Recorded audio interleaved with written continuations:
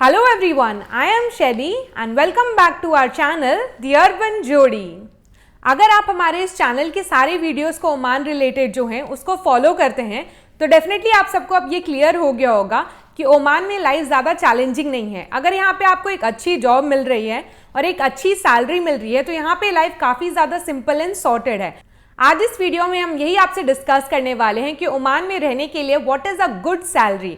यहाँ पे कोई ओके सैलरी नहीं है, मतलब ऐसा नहीं है कि कोई मिनिमम सैलरी डिफाइंड है तो 350-400 ओमानी रियाल आप लोगों को मिलेगा ही मिलेगा।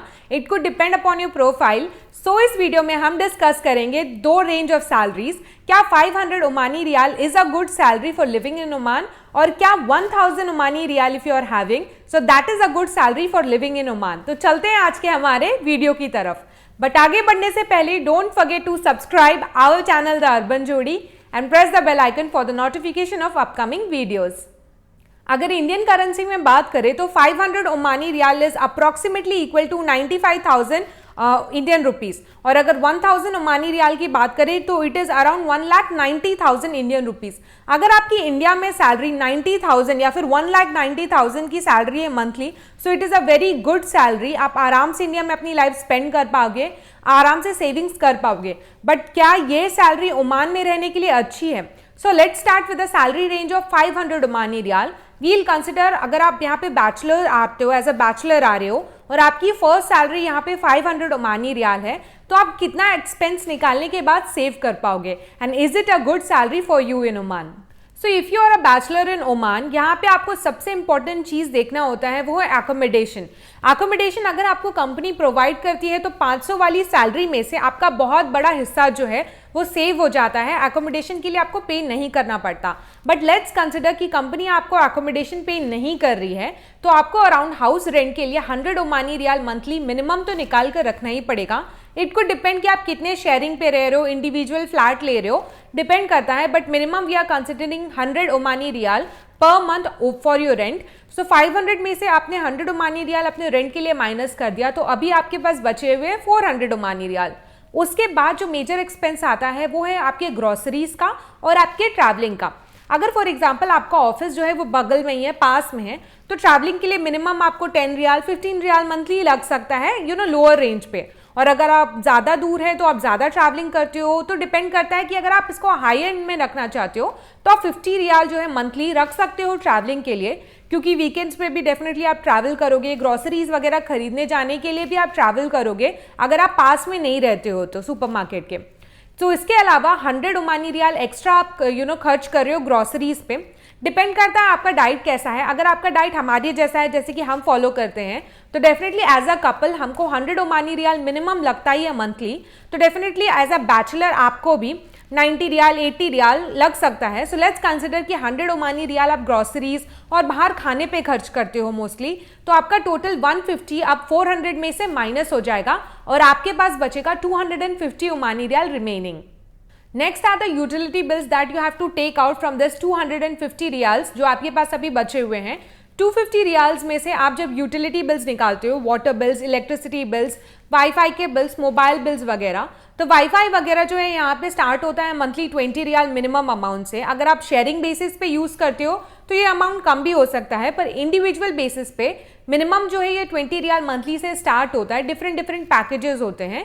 इसके अलावा वाटर बिल, इलेक्ट्रिसिटी बिल्स जो है आप इसको ऐड ऑन कर दोगे तो 30 रियाल आप रखो। स्पेशली गर्मियों के टाइम पे जब एसी ज्यादा यूज होता है तो आपका जो कॉस्ट है वो थोड़ा बढ़ सकता है। सो टोटल आपके पास हो गए 50 रियाल सिर्फ यूटिलिटी बिल्स वगैरह मिलाकर। तो 250 में से आपने 50 रियाल माइनस कर दिया तो अभी भी आपके पास बचे हैं 200 ओमानी रियाल। 200 ओमानी रियाल मैं हायर एंड पे बोल रही हूँ। अगर आप स्ट्रिक्टली बहुत ज्यादा बजट फॉलो कर रहे हो, अगर आप बजट फॉलो नहीं करते हो तो डेफिनेटली आपका 150 से 200 तक आप मिनिमम सेव कर पाओगे एटलीस्ट। ऐसे बजट को अगर आप कंसिडर करते हो जो कि इंडियन करेंसी में 30-35,000 तक जाता है रेंज में। अगर आप मंथली 30-35,000 इंडियन करेंसी में सेव कर रहे हो so it is a good amount to start. So 500 is a good salary for a bachelor to start in Oman. Now let's consider कि अगर आप फैमिली के साथ ओमान आ रहे हो और आपकी सैलरी 500 ओमानी रियाल है, for example for a couple coming over here in Oman, अगर आपकी सैलरी 500 ओमानी रियाल है तो आपके लिए एक्सपेंसेस जो है सेम ऐसे ही रहेंगे।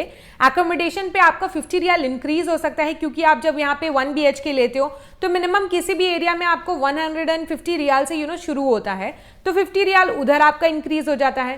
ग्रोसरीज वगैरह मिनिमम उतने ही रहते हैं, सेम रहते हैं, तो 20 रियाल 30 रियाल ही ऊपर जाता है। ट्रैवलिंग का थोड़ा सा एक्सपेंस बढ़ता है अगर आप कार नहीं लेते हो। कार लेते हो तो उसका सेपरेट कॉस्ट आ जाएगा जो हम इस वीडियो में इंक्लूड नहीं कर रहे हैं। तो इस हिसाब से आपकी सेविंग्स जो है ना वो बहुत कम हो जाएगी। आपका एक्सपेंस तो पूरा हो जाएगा सारी चीज़ों में, पर सेविंग्स कम हो जाएगी ऑन द अदर हैंड। तो आप अच्छे से प्लान करना कि अगर आप कपल यहाँ पे आ रहे हो तो 500 is not that much great salary to survive in Oman. So now let's consider कि 1000 ओमानी रियाल अगर आपको मंथली मिल रहा है तो is it a good salary for living in Oman? क्या ये सही सैलरी है? आप इंडियन करेंसी में देखोगे तो ये amount will be approximately equal to 1,90,000 per month, which is too good in India. It's consider very good salary in India. अगर आपको 2 लाख रुपए महीने की मिल रही है तो आप आराम से अच्छा अमाउंट जो है वो सेव भी कर पाओगे और आराम से अपने सारे एक्सपेंसेस को हैंडल कर पाओगे। लेकिन ओमान में 1000 ओमानी रियाल में अगर एक बैचलर को सर्वाइव करना है तो कैसे आपके एक्सपेंसेस रहेंगे और आप मिनिमम कितना सेव कर पाओगे? Let's discuss about that. See, अगर आप यहाँ पे बैचलर हो और आपको मिनिमम सैलरी 1000 ओमानी रियाल मिल रही है तो it is a very good salary. It is a good salary to start in Oman, क्योंकि सबसे इंपॉर्टेंट चीज़ है अकोमोडेशन। सेम चीज़ आपकी सारे एक्सपेंसेस जो है वैसे ही रहेंगे, बट सेविंग्स जो है ना वो बहुत अच्छी हो जाएगी आपकी। कम से कम आप मंथली यहाँ पे 400-500 ओमानी रियाल भी सेव कर पाओगे, जो इंडियन करेंसी में अराउंड 90,000 1 लाख रुपीज तक होता है। तो आप मंथली अराउंड अगर 1 लाख रुपए सेव कर रहे हो as a bachelor Indian currency में, so it is a very good start. Same goes for family. अगर आप फैमिली ऑफ 4 हो और आपकी सैलरी जो है वो 1000 ओमानी रियाल है, आपके 2 किड्स हैं, एंड देन हाउ सबसे इंपॉर्टेंट एक्सपेंस होगा यहाँ पे उनका एजुकेशन, क्योंकि ओमान में एजुकेशन जो है वो थोड़ा सा एक्सपेंसिव है in comparison to any of the countries like India. तो जैसे कि अगर आप एजुकेशन को कंसिडर करते हो तो मिनिमम आप ईच चाइल्ड के लिए 1000 में से आपको डेफिनेटली 100 ओमानी रियाल निकाल के अलग रखना होगा, क्योंकि स्कूल के एक्सपेंस होंगे, थोड़े बहुत एक्स्ट्रा करिकुलर एक्टिविटीज़ वगैरह होते हैं, तो आप इतना अमाउंट निकाल के रख सकते हो एट द हायर एंड। यहाँ पे स्कूल की फीस स्कूल के हिसाब से डिपेंड करती है। किसी किसी स्कूल में 60-65 रियाल 70 रियाल्स पर मंथ की होती है फीस, किसी किसी स्कूल में उससे भी हायर रेंज पे होती है, तो डिपेंड करता है। तो मिनिमम आप 100 Omani rial for each child निकाल के रख सकते हो। So now you have remaining 800 Omani rial in that 1000 Omani rial. So now आपकी अगर फैमिली है तो आपको यहाँ पे कार लेना जो है कंपलसरी हो जाएगा। अगर आपकी फैमिली है तो आप बार बार, स्पेशली कोविड के टाइम पे जब ऐसा सिचुएशन है, तो आप बार बार टैक्सी लेके 4 लोग एक साथ ट्रैवल नहीं कर पाओगे। तो बेटर है डाउन द लाइन आप लाइसेंस के लिए अप्लाई करो। उसका कॉस्ट और कार का कॉस्ट वगैरह हमने इस वीडियो में ऐड नहीं किया है, क्योंकि वो डिफरेंट एक्स्ट्रा कॉस्ट है आपका, जो आपको सैलरी में से अलग निकाल के रखना होगा और बाद में एक साथ यूज करना होगा, और ये एक वन टाइम कॉस्ट है जो आपको बेयर करना पड़ेगा। इसके रिलेटेड वीडियो हमने सेपरेटली बनाया हुआ है, तो जो स्क्रीन पे दिया हुआ लिंक है उससे आप चेक कर सकते हो सारे डिटेल्स लाइसेंस ऑब्टेन करने के बारे में।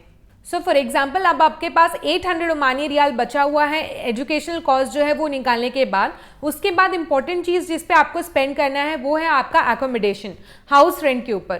तो मिनिमम अगर आप 2 BHK पे भी जाते हो तो डिफरेंट एरियाज के हिसाब से हाउस रेंट वैरी करता है। आप मिनिमम इसको 250 ओमानी रियाल तक ले सकते हो। Let's consider it 250 Omani riyal. अगर आप 2 BHK फ्लैट ले रहे हो एक अच्छे एरिया में, ये area to area wise depend कर सकता है। फॉर एग्जांपल अल-ख्वेर में अगर आप ले रहे हो फ्लैट, तो आपका फ्लैट जो है वो 300 ओमानी रियाल 350 ओमानी रियाल से स्टार्ट होगा 2 BHK।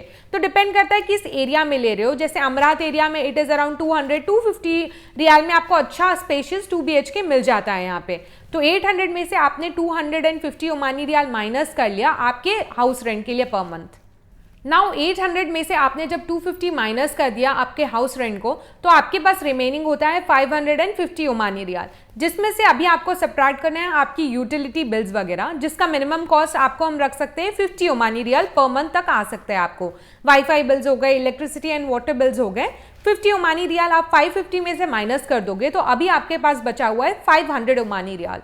इसके बाद आपका मेजर एक्सपेंस जो है वो है आपका ग्रोसरीज एंड पेट्रोल के चार्जेस, अगर आप कार यूज करते हो तो ग्रोसरीज एज अ कपल हमको, जैसे मैंने बताया, 100 Omani riyal minimum per month लग जाता है। तो डिपेंडिंग अपॉन योर डाइट और आपके फैमिली क्या खाना प्रेफर करते हो, आप कितनी बार बाहर खाना प्रेफर करते हो, उस पर डिपेंड कर सकता है। So let's consider overall 200 Omani riyal, 200 Omani riyal, 500 में से आप ये ग्रॉसरीज और मंथली पेट्रोल के चार्जेस निकाल लो तो so total now you have remaining 300 Omani rial with you. 300 Omani rial में से अगर आपको कहीं पे भी एक्स्ट्रा इधर उधर ऐड करना है तो आप 50 रियाल जो है ऊपर के रख सकते हो एक्स्ट्राज वगैरह के लिए। तो अभी आप स्ट्रिक्टली बजट अगर फॉलो करते हो then you have 250 Omani rial monthly remaining with you, which is Indian currency में अराउंड 40-45,000 तक जाता है, वैरी करता है एक्सचेंज रेट क्या है। सो इस रेंज में अगर आप मंथली सेव करते हो so it is a decent saving as a family. अगर आप सेव कर पा रहे हो 40-45,000 सारे एक्सपेंसेस जो मेजर एक्सपेंसेस है उसको हटाने के बाद, and this is on a strict budget. अगर आप स्ट्रिक्ट बजट फॉलो नहीं कर सकते हो तो ये डेफिनेटली अमाउंट आपका सेविंग्स का जो है कम जाएगा, but it is pretty good a decent salary for living in Oman if you are a family of 4. So we hope this video will help you out in understanding that what is a good salary in Oman and good salary के हिसाब से आप कितनी savings कर पाओगे और कितना expenses आपका होगा per month यहाँ पे ओमान में. If you like this video, don't forget to like this video and subscribe our channel The Urban Jodi and press the bell icon for the notification of upcoming videos. Thank you so much for watching.